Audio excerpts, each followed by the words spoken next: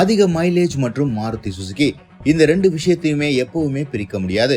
இதன் காரணமாகவே நீண்ட காலமா இந்தியாவின் நம்பர் 1 செல்லிங் கார் மேனுஃபேக்சரரா மாருதி சுசுகி நிறுவனம் இருக்காங்க. ஒவ்வொரு முறையிலையும் அதிக ஃபீச்சர்ஸ், இம்ப்ரூவ் சேஃப்டி அப்படின்னு அவங்க டெக்னாலஜில எப்படி எவால்வ் ஆனாலும் அதிக மைலேஜ் எப்படி அச்சீவ் பண்றது அப்படிங்கறதுலயும் ரொம்பவே கான்சியஸா இருப்பாங்க. இந்தியால விற்பனையாகிற மற்ற கார் நிறுவனங்களை கம்பேர் பண்ணும்போது மாருதி சுசுகி கார்கள் எப்பவுமே அதிக ஃபியூல் எஃபிஷியன்சி கொடுக்கும். இப்போ ரீசெண்டா அவங்களுடைய சக்சஸ்ஃபுல் கிராஸ் ஓவர் காரான ஃப்ராங்க்ஸுக்கு ஸ்ட்ராங் ஹைபிரிட் டெக்னாலஜியை கொண்டு வரவிருக்காங்க. மாருதி சுசுகி நிறுவனத்தை பொறுத்த வரைக்கும் ஏற்கனவே அவங்க கிட்ட ஸ்ட்ராங் ஹைபிரிட் டெக்னாலஜி இருக்கு. இது டொயோட்டாவோட கோ டெவலப் பண்ணது. மிட் சைஸ் எஸ்யூவியான கிராண்ட் விட்டாரா மற்றும் பிரீமியம் எம்பிவியான இன்விக்டோ இந்த இரண்டு கார்கள்லயுமே ஸ்ட்ராங் ஹைபிரிட் டெக்னாலஜியை யூஸ் பண்றாங்க. பட் பட்ஜெட் செக்மெண்ட்ல ஸ்ட்ராங் ஹைபிரிட் டெக்னாலஜியை யூஸ் பண்ணாங்க அப்படின்னா அதிகபட்ச மைலேஜ் கொடுத்தாலும் காம்படிட்டிவா பிரைஸ் பண்ண முடியாது.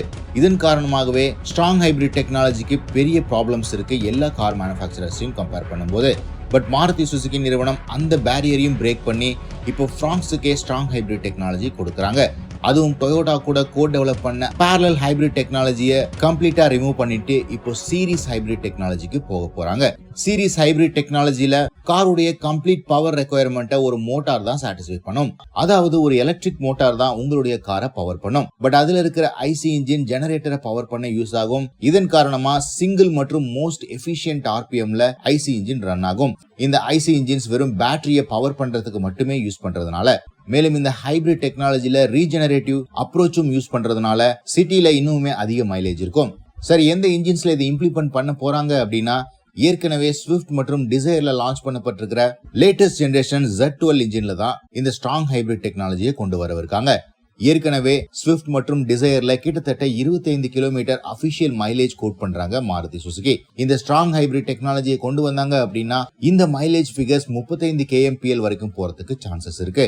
மேலும் இந்தியா மாதிரி கண்ட்ரில எல்லா கார் நிறுவனங்களும் எலக்ட்ரிக் கார்களை புஷ் பண்ணிட்டு இருக்கிற இந்த சமயத்துல சார்ஜிங் இன்ஃப்ராஸ்ட்ரக்சர் மற்றும் எலக்ட்ரிக் கார்ஸோட ரிலையபிலிட்டி கேள்விக்குறியா இருக்கும்போது இது மாதிரி ஹைபிரிட் டெக்னாலஜிஸ், அதுவும் மாருதி சுசுகி மாதிரி நிறுவனம் அஃபோர்டபுள் பிரைஸ்ல கொண்டு வந்தாங்க அப்படின்னா ரியல் மற்றும் பிராக்டிகல் சொல்யூஷனா இருக்கும் இந்தியாவோட ரைசிங் பெட்ரோல் பிரைசஸ்க்கு.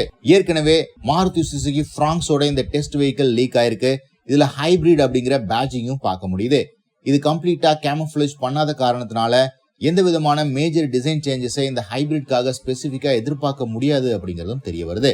எது எப்படி இருந்தாலும் கூடிய விரைவில் அதிகபட்ச மைலேஜ் கொடுக்கிற ஸ்ட்ராங் ஹைபிரிட் டெக்னாலஜியை 10 லட்சம் ரூபாய்க்குள்ளேயே கொண்டு வருவாங்க அப்படிங்கிறது எவிடென்ட்டா தெரியுது மாருதி சுசுகி தரப்புல இருந்து. உங்கள எத்தனை பேர் இந்த ஃப்ராங்க்ஸோட ஸ்ட்ராங் ஹைபிரிட் டெக்னாலஜி வந்தா ஒரு பைக்கோட ரன்னிங் காஸ்ட்லயே நம்ம காரை ரன் பண்ண முடியும்னு நினைக்கிறீங்கன்னு கமெண்ட் செக்ஷன்ல பதிவிடுங்க.